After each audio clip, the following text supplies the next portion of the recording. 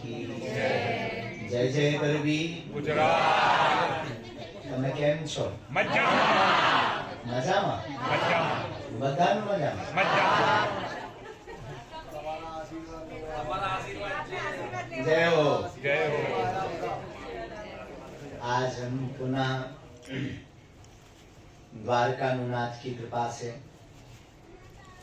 दादा सोमनाथ की कृपा से, संतों की भूमि, महापुरुषों की भूमि, पावन भूमि गुजरात के इस वडोदरा में हमारे बड़े ही प्रिय यतिन जी और उनका पूरा परिवार बागेश्वर धाम का बड़ा भक्त है। तो उनके स्वभाव से और बालाजी के भाव से और राम जी के प्रभाव से हम एक बार फिर से आए।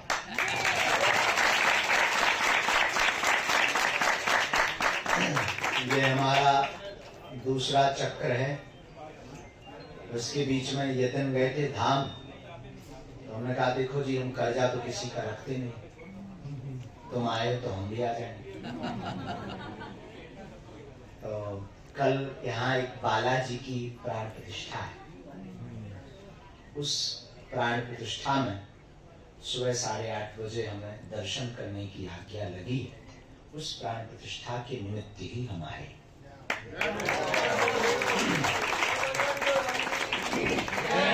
इसके पूर्ववत हमारी साउथ की यात्रा थी। बेंगलुरु से हम 5 दिन 72 घंटे में सनातन धर्म क्या है उसको एक सूक्ष्म आकार में सब जान सकें।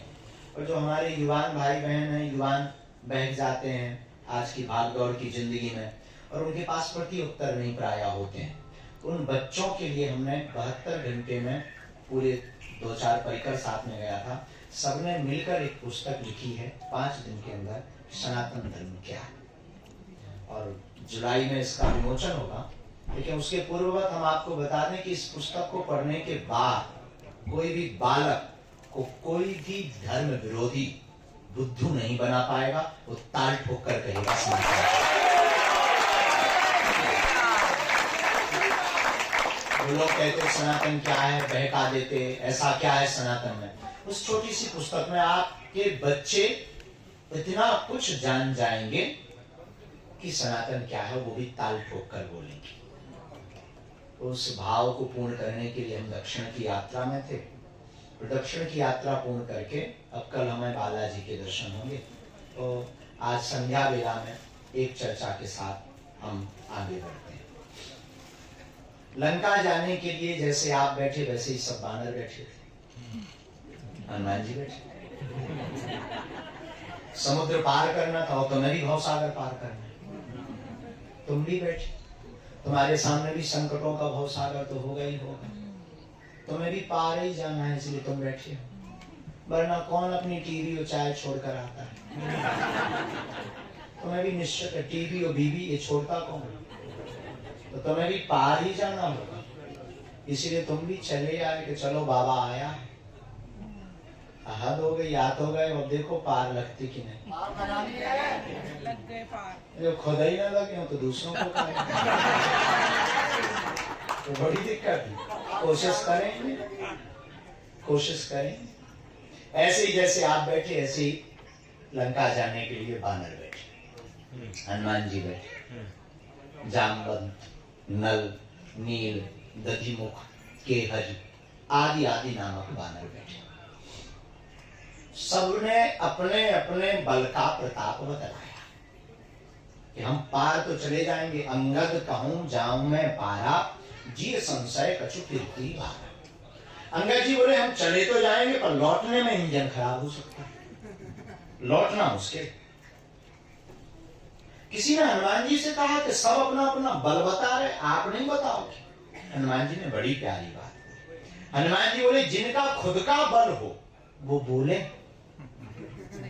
इधर खुद का कुछ है ही नहीं तो बोले क्या। और बात बहुत अनूठी यहां हनुमान जी ने कही, जो अपने बल पर भवसागर पार करने की बात करते हैं वो पार हो तो जाते हैं, पर आने में बड़ा संशय होता है। लेकिन जो परमात्मा के बल पर जीता है वो पार भी हो जाता है और वापस भी आ जाता है।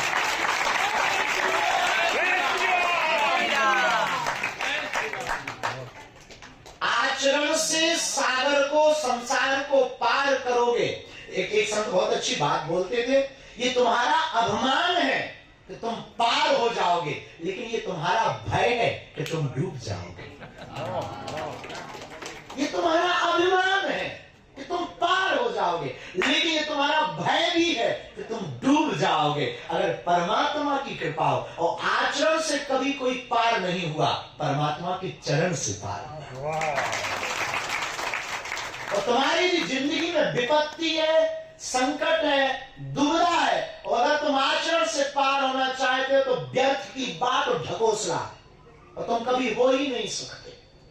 आचरण के बल पर रोग का पताया लगा जा सकता है, रोग का मेडिसिन लिया जा सकता है, लेकिन मेडिसिन लाभ करेगा या नहीं ये परमात्मा का चरण बताएगा।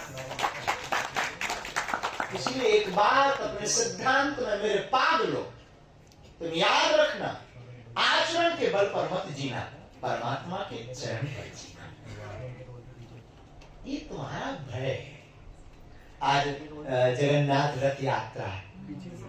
हमें रास्ते में जब आ रहे थे तो फोटो दिखा रहे थे, और एक सज्जन ने फोटो बना रखा हिंदू राष्ट्र का।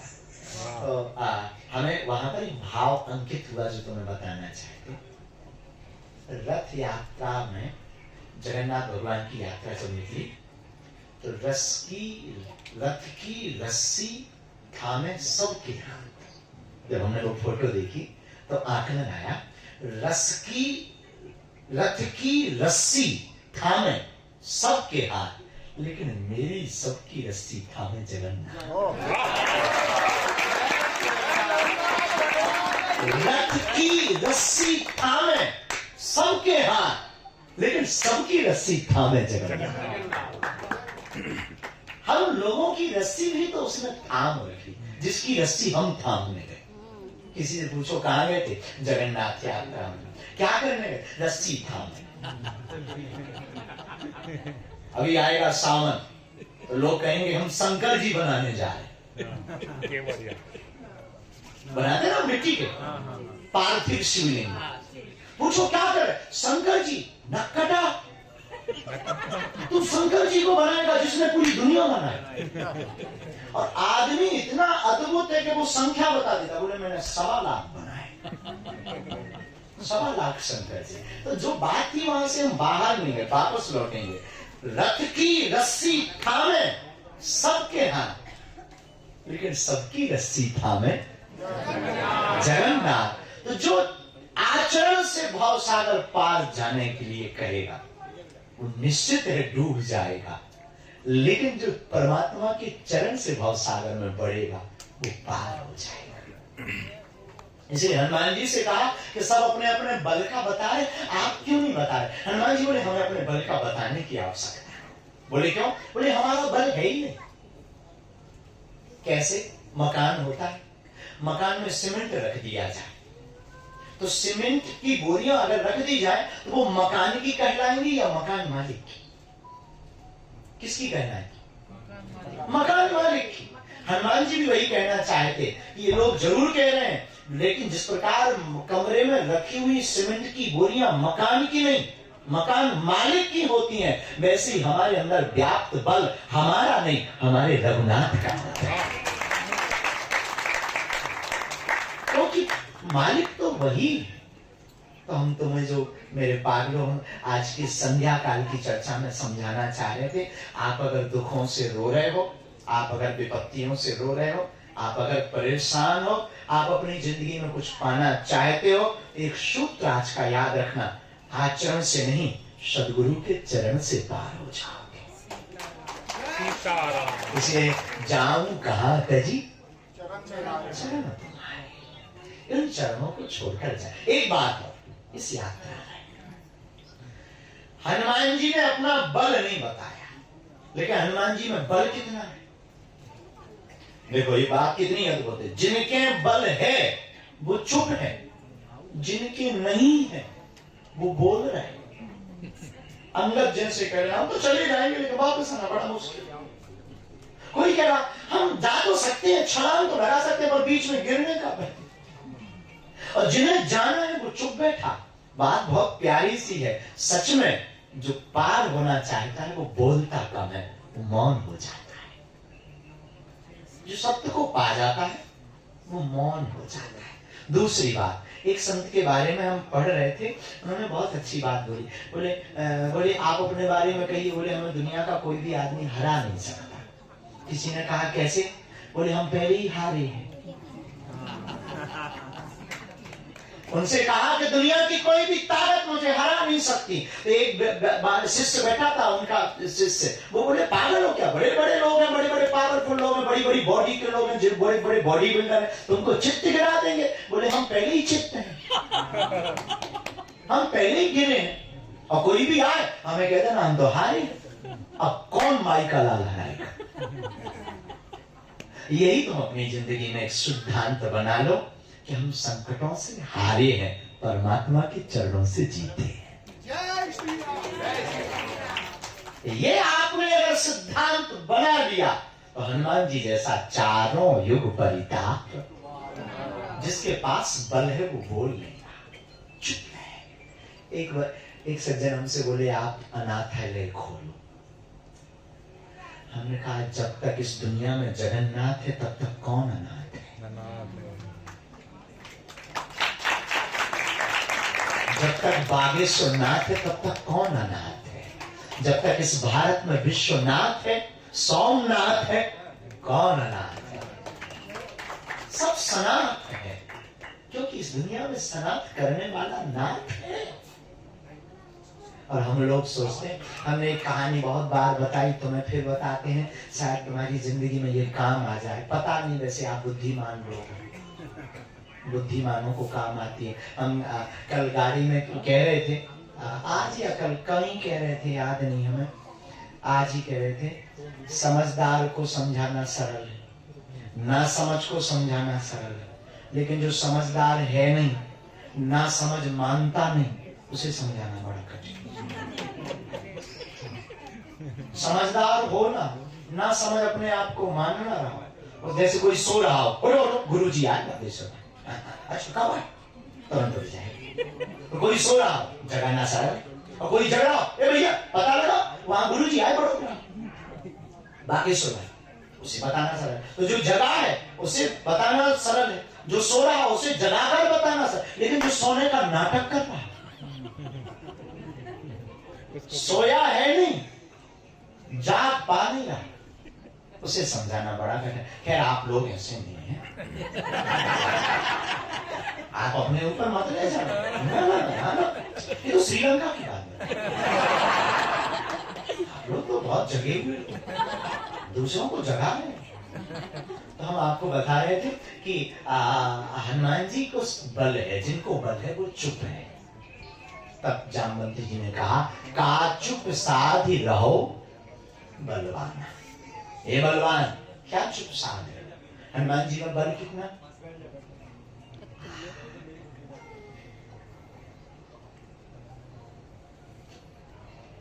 दस हाथियों बराबर जिसमें बल होता है उसको कहते हैं दिग्गज। 10 हाथियों बराबर जिसमें बल होता वो होता एक दिग्गज। और 10,000 दिग्गजों बराबर जिसमें बल होता वो होता है इंद्र का हाथी ऐरावत। 10,000 ऐरावत बराबर जिसमें बल होता है वो होता है इंद्र। 10,000 इंद्रों बराबर बल है जो, वो हनुमान जी की पूंछ के एक बाल है। अब आकलन करिए हनुमान जी कितने बलवान। इतने बलवान की जब सीमा नहीं मिली, असीमित बल मिला, तब फिर लिखना पड़ा राम दूत अतुलित बल। नहीं तो बल का फ्रीक्वेंसी लिखते तो 360 डिग्री तक मोड़ सकते हैं, और 1600 केजी उठा सकते हैं, इनका वजन इतना है। लेकिन जैसे हनुमान जी की आप कभी लंका सुंदरकांड का चरित्र पढ़िए, तो जब संवाददाताओं ने, पत्रकारों ने रावण को अपडेट दी न्यूज की, तो बोले क्यों भाई बंदर कहाँ है? संवाददाता बोले वो तो वही है। रावण बोले सेना, संवाददाता बोले मर गई। रावण बोले मूर्ख थी, इतनी सेना कैसे मर गई? संवाददाता बोले पागल हो आप, टिकना मुश्किल है सामने। रावण बोले मूर्ख थे जो सामने से गए, पीछे से जाते, आगे से क्यों गए? पीछे से, बैक साइड से हमला करते। संवाददाता बोले आगे वाले तो टिके ही गए, वो तो टिका ही नहीं पाए। बोले ऐसा क्या? बोले पूंछ। अच्छा पूंछ का एरिया फिक्स हो तो मत जाना भाई, दिस इज डेंजर एरिया। और वो घट जाए, बढ़ जाए, तो हनुमान जी का बल अगर लिमिट हो तो लिखा ही जाएगा भाई 360 डिग्री में मत जाना। जब असीमित बल देखा तब लिखा रामदूत अतुलित बलधामम है वसैलाग देहम धनुज बल कृशानु ज्ञानी नामाग्रगण्यम सकल गुण निधानम वानराणाम धीसम रघुपति प्रिय भक्तम वात जातम नमामि। इसलिए उनके अंदर अतुलनीय बल है। ऐसे अतुलनीय बल के धाम भी चुप बैठे। बात समझ रहे? इतने अतुलनीय बल के ध्यान भी चुप बैठे। उनसे कहा तुम चुप क्यों हो? बोले हमारे अंदर जो बल है वो हमारा नहीं, जैसे सीमेंट हमारा नहीं है, मकान मालिक का है, उसी प्रकार ये बल हमारा नहीं, हमारे मालिक प्रभु श्री राम। हम तुम्हें भी यही समझाना चाहते हैं। बात क्या, एक कुत्ता एक बैलगाड़ी जानते हो तुम? जानते ही होगा, कौन विदेशी हो? नहीं जानते तो कल देख लेना फोटो, ज्यादा नहीं तो हम बोला बनाएंगे सीने की। तो बैलगाड़ी होती, बैलगाड़ी के नीचे कुत्ता जा रहा था। अब ये मत पूछना कि वो बड़ोदरा का था। बैलगाड़ी के नीचे कुत्ता जा रहा था, कुत्ता की पूंछ बैलगाड़ी में स्पर्श थी, टच।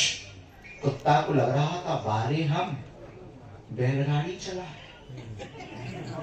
चलाने वाला कोई और था, बस वो तो पूंछ टच थी, उसको लग रहा था भारी हम बैलगाड़ी चला रहे। लेकिन आगे बढ़े, बैलगाड़ी के मालिक ने बैलगाड़ी में से बैल निकाल दिए, गाड़ी बची।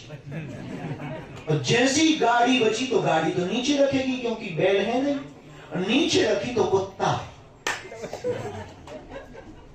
चटनी बन गई। तब कुत्ता को समझ में आया ये तो था भ्रम।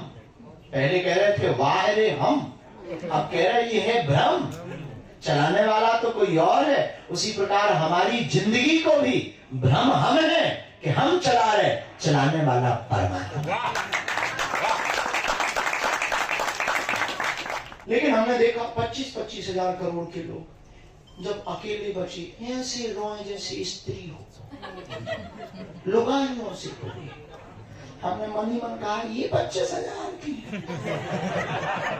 इससे अच्छे तो हमारे गांव का 50 रुपया का दीनाराम ठीक है। 50 रुपए कमाता है दीनाराम, फिर भी मुस्कुराता है, ये 25 हजार के फिर भी ऐसे रो रहे। तो हमने उनसे एक ही बात समझी जो तुम्हें बताना था। जब व्यक्ति अपने को मालिक समझ लेता है, भाई कंपनी की चिंता किसको होती? नौकरों को तो होती नहीं। घाटे में जाएगी तो टेंशन किसकी? अच्छा फायदे में जाएगी तो प्रसन्नता किसको? नौकरों को तो कोई मतलब, तो नौकर तो अपनी वेतन टाइम पे लेंगे, झंझट खत्म। लेकिन चिंता मालिक को होती है। उसी प्रकार जिस प्रकार कंपनी की चिंता मालिक को होती, अगर हम अपनी मन की कंपनी को, अपने परमात्मा को मालिक बना दें तो हमारी चिंता हमारे सदगुरु की हो जाए। तो हम बता रहे थे, पूरी बात हुई नहीं, तो हम पहली बार मुंबई गए, सब लोग मिलने आए। एक फिल्मी दुनिया के एक्टर, जाने माने, नाम नहीं बताएंगे, मिलने आए। लोगों ने बताया, परिचय करें, उनका बहुत अच्छी बात है, ऐसी बात है, आना चाहिए। चाय पी उन्होंने, बड़ा स्टाइल, उन्हें एसी कम लगी तो एसी बढ़ाई दे, तुरंत पसीना आ गया उन्हें। उनका बड़ी अद्भुत बात है, एसी बढ़ाई दे। थोड़ी देर में वो बोले हमने सुना आप पर्चा बनाते हो। हमने कहा हमने भी यही सुना।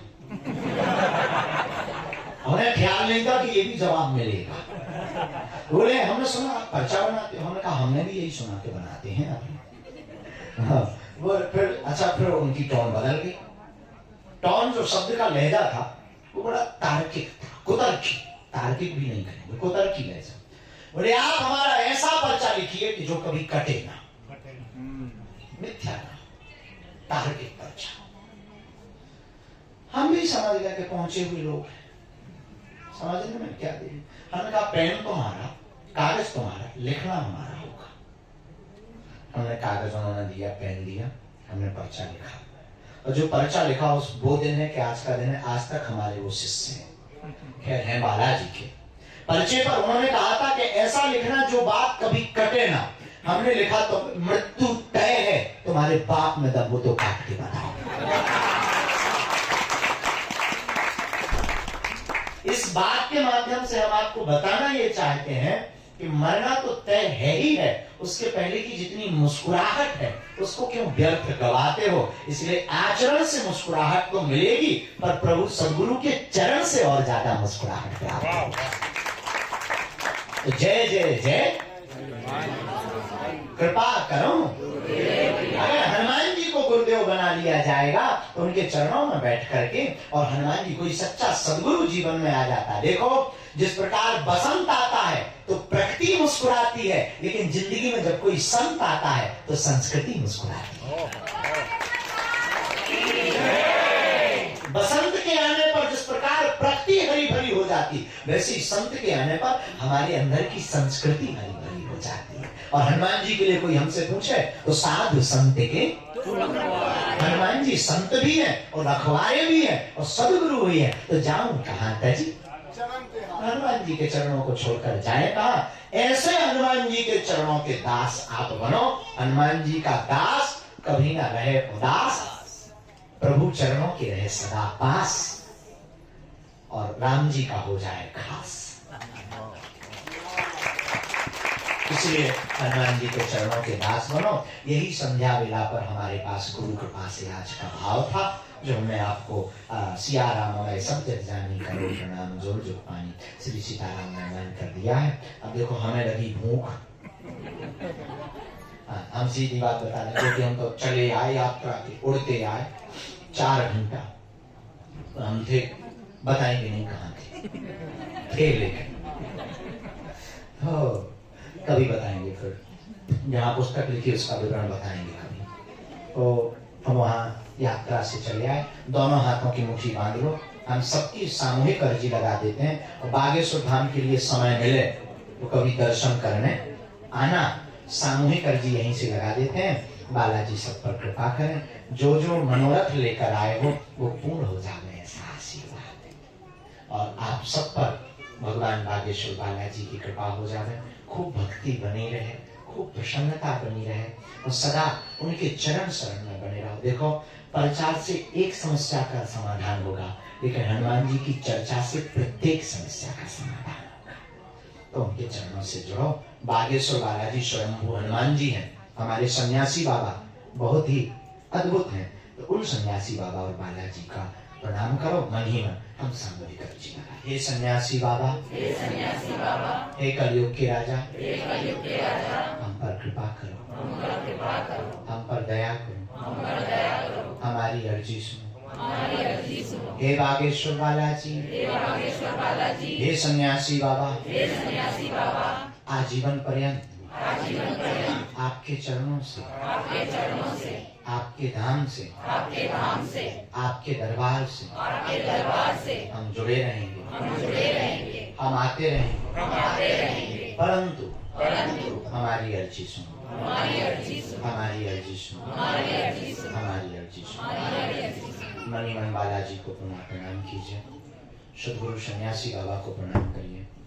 यह ऐसा अचूक और अटूट उपाय है, जिन भक्तों के परिचय नहीं बन पाते, मिलना नहीं हो पाता, वह अगर सामूहिक अर्जी का उपाय करते हैं, लहसुन प्याज मांस मंदरा बंद कर देते हैं, महीने में एक बार, 2 महीने में एक बार धाम की पेशी करना प्रारंभ कर देते हैं, घर पर लाल रंग के कपड़े में नारियल बांधकर, बिना पर्चा बने ही काम सफल हो जाता है, अर्जी स्वीकार हो जाती है, और घर पर बागेश्वर बालाजी की सेना आ जाती है। सब लोग प्रणाम करके हमारे साथ बोलेंगे। ओ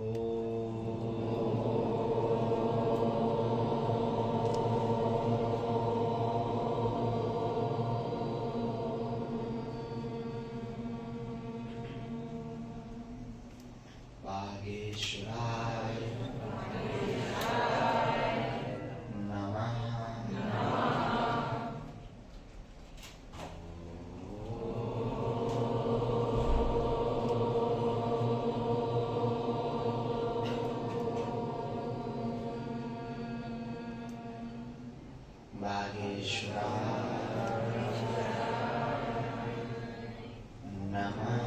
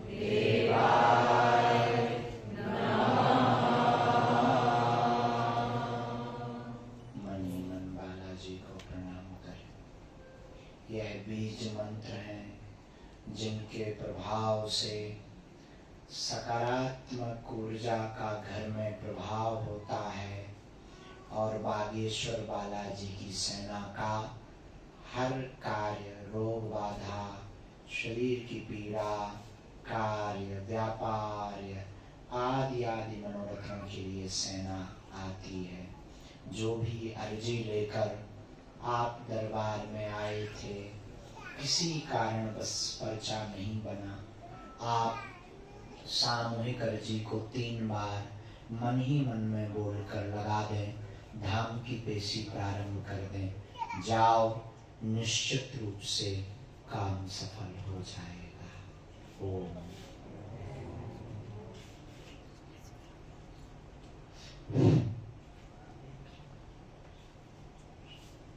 ओम।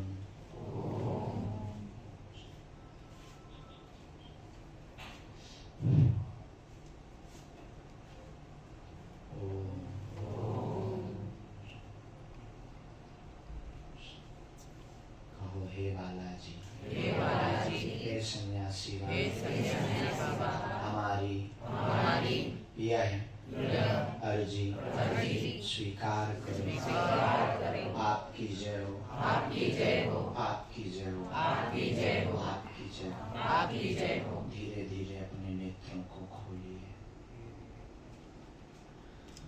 दाहिने हाथ की मुट्ठी का सिर के ऊपर से 7 बार उतारा करें, अपने पीछे की तरफ छोड़ दें। ऐसा करने से बॉडी की नकारात्मक ऊर्जा दूर होती है। बाएं हाथ की मुट्ठी का उल्टा उतारा एंटी क्लॉक में करना है, इसे भी पीछे की तरफ छोड़ना है।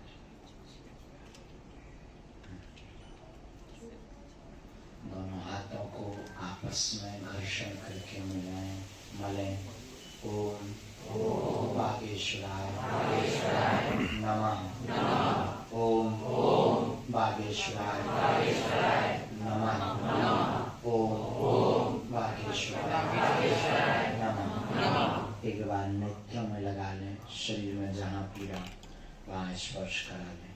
बड़े भाव पूर्वक बोले, बागेश्वर धाम की जय, हनुमान जी महाराज की जय, द्वारकानुनाथ की जय, दादा सोमनाथ की जय, अपने अपने मताई बाप की जय, गुजरात के पागलों की जय, हर हर हर जय जय गरबी गुजरात, जय जय गरबी गुजरात, जय जय गरबी गुजरात।